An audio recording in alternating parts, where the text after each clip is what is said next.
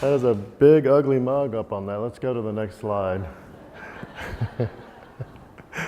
Yeah, somebody referred to me as the new face of retailing. I'm like, this face doesn't need to be the face of anything, but thanks.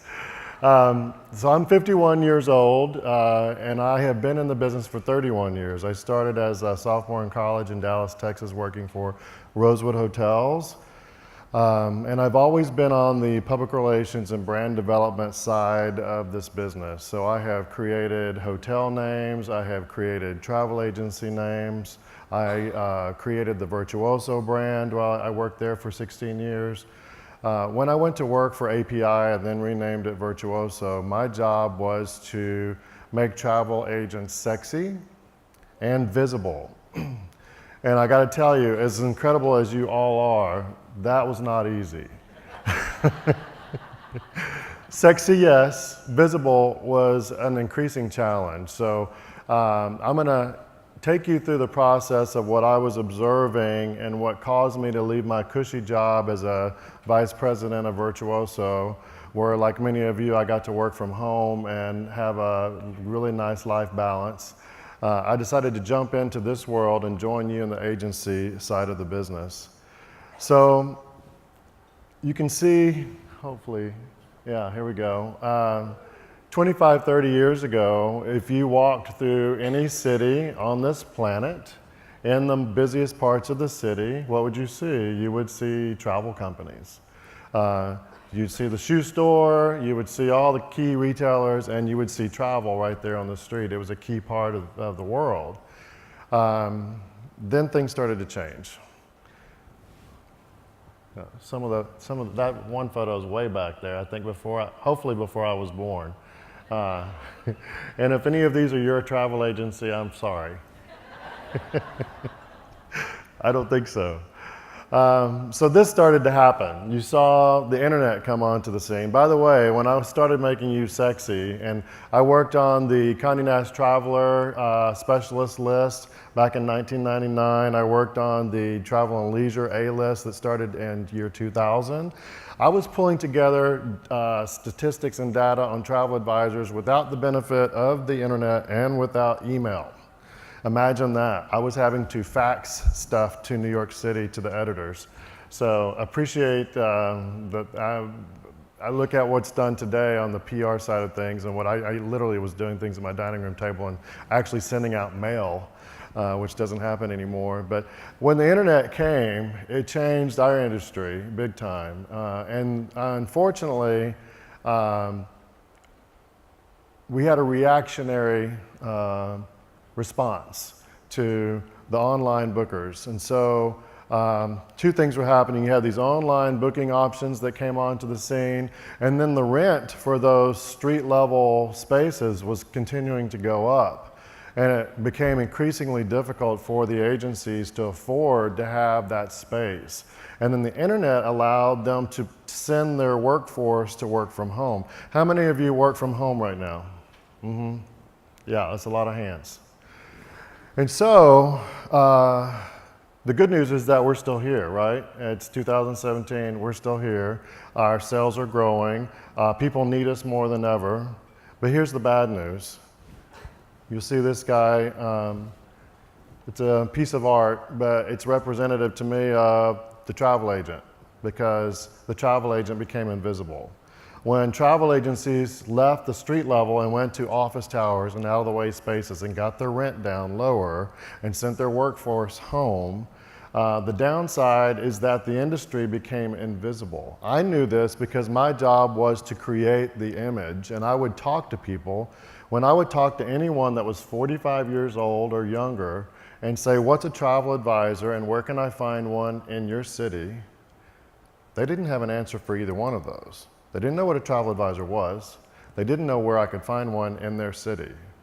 That's a problem. And so that's what compelled me to rethink how to get travel back on the street at the community level in a retail format. Since 1998, I've lived in the Austin area, which I don't know if you've been to Austin in recent years, but to say that it's booming is an understatement. It's doubled in size in the last 20 years. I think it's the 11th largest city in the United States right now. We have 192 people that move there every day. I feel like I wave to them on Mopac Expressway because there's no place for them to live.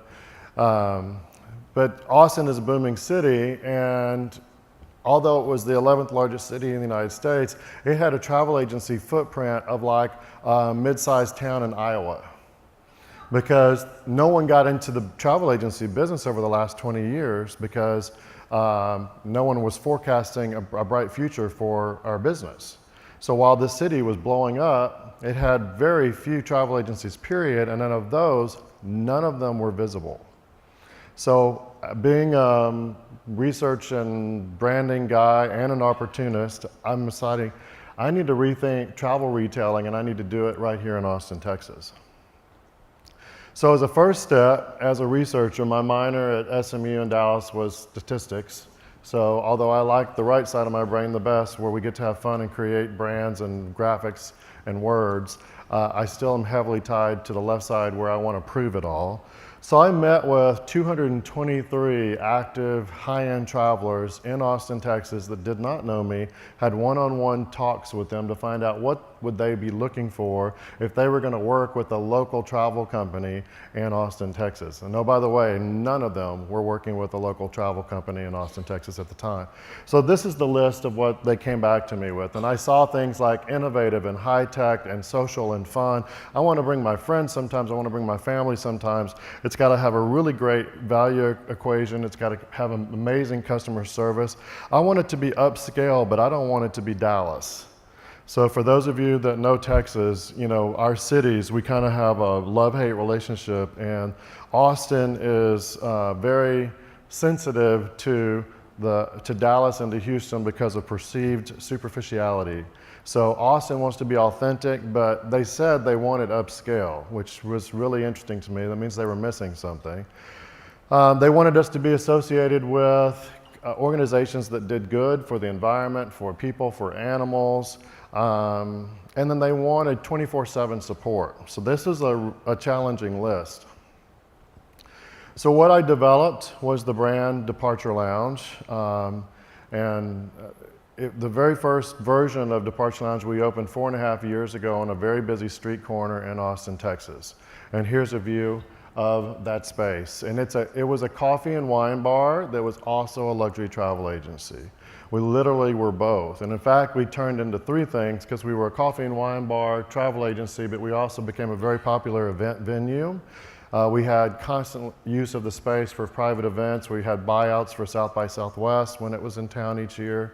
And so it was quite a laboratory to understand the dynamic of having a very visible space at the street level with a lot of walk-ins, sometimes just for coffee, sometimes for a $50,000 cruise or safari. And so we watched that very carefully. We had 85 wines from around the world. We had a lot of high-tech ways to engage with our customers. We still do have a visual survey called Travel Persona that I developed so that we could get to know a traveler very quickly and come up with a profile on them to understand the nuances of where they'd been, where they'd like to go, and what brands that they related to, and what were their key things that they were interested to. And oftentimes while drinking a glass of wine, they would do this. So speeding forward, over the past 4 years, we're starting to get a lot of consumer publicity that travel agents are back, although we never went anywhere. But this is good, that we're being acknowledged that we're back. That means that we're starting to get back on the visibility scale.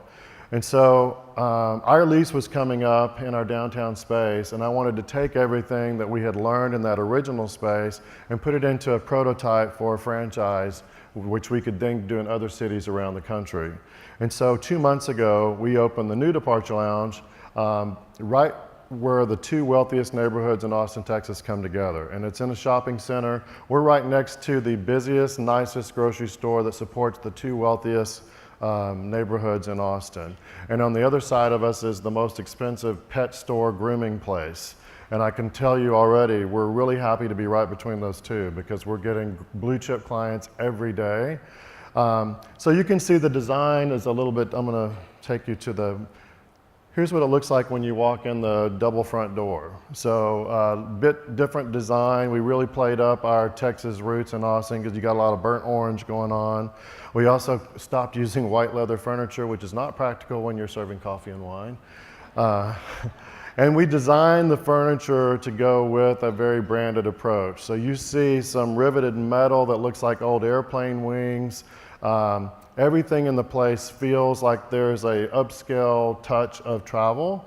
So, but mainly we wanted our clients to come in and feel comfortable there and want to hang out and want to talk. So you'll see there's 4 key meeting areas that any of my advisors in the Austin area, they can just reserve one of those 4 areas, meet with their client. We offer instead of selling wine or coffee now, we give it away.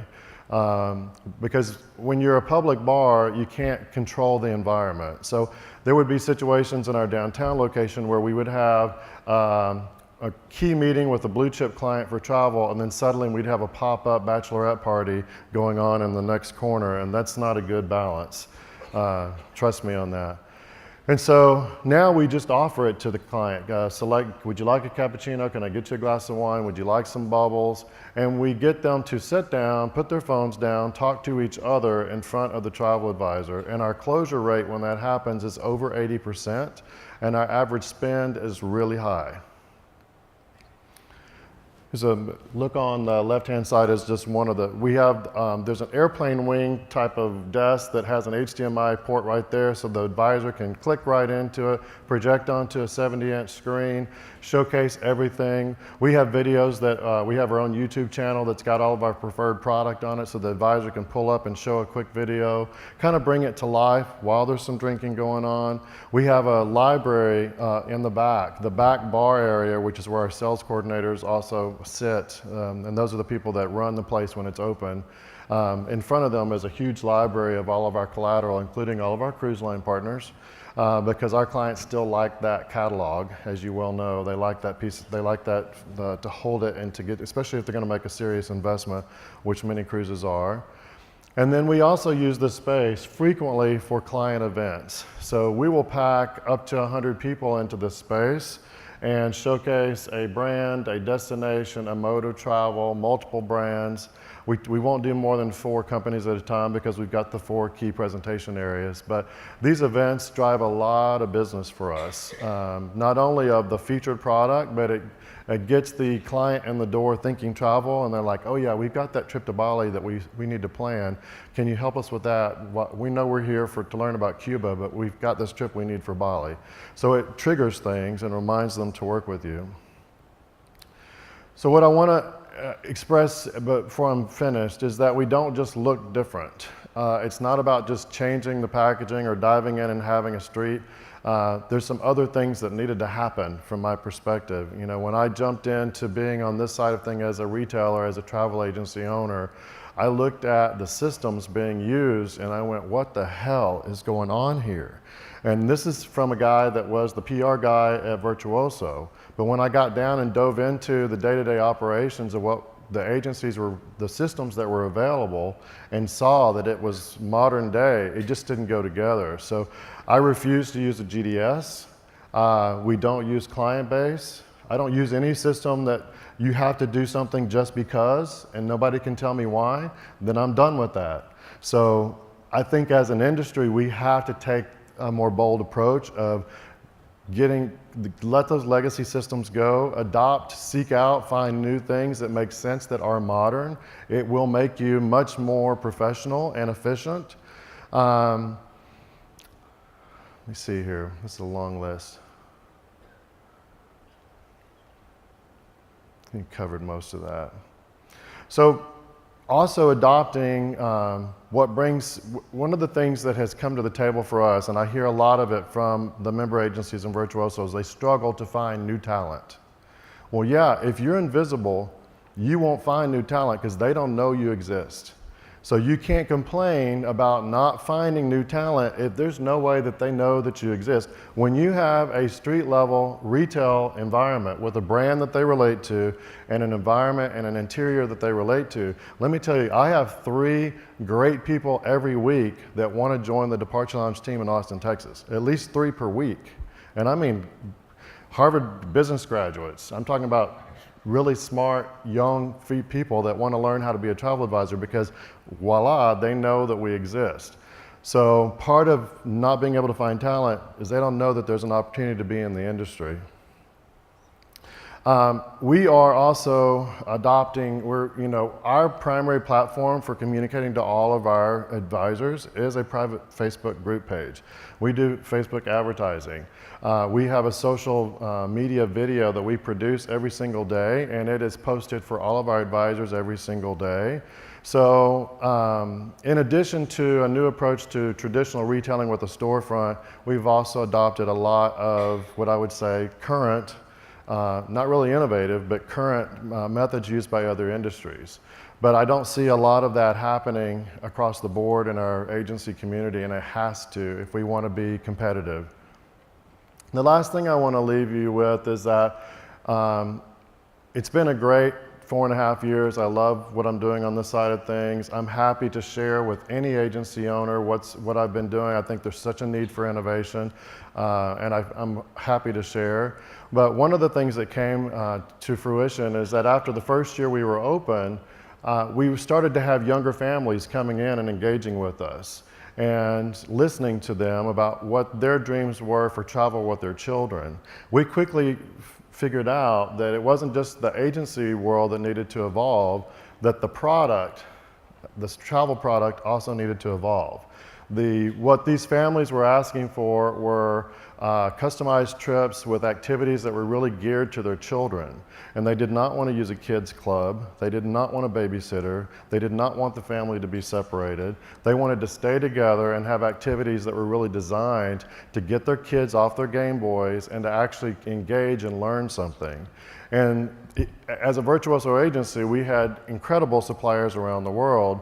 Those suppliers were good at travel experiences for old rich people. And that's what we were good at selling, was experiences for old rich people. And we didn't have a great product for up-and-coming families that had a whole different perspective on what they wanted for their family as a travel experience. So I wound up going even super crazy and creating a new family travel company called Global Community that we just launched this year, which addresses that. But my point here is not to plug my family travel company, but to say when you get back involved at the street level with clients today, you're going to learn about what they want and what they need, and it spawns additional innovation. So I encourage everybody, whether you're an advisor that's home-based, which many of you are, or if you're an agency owner, think about ways that you can get more engaged with the community and have that face-to-face.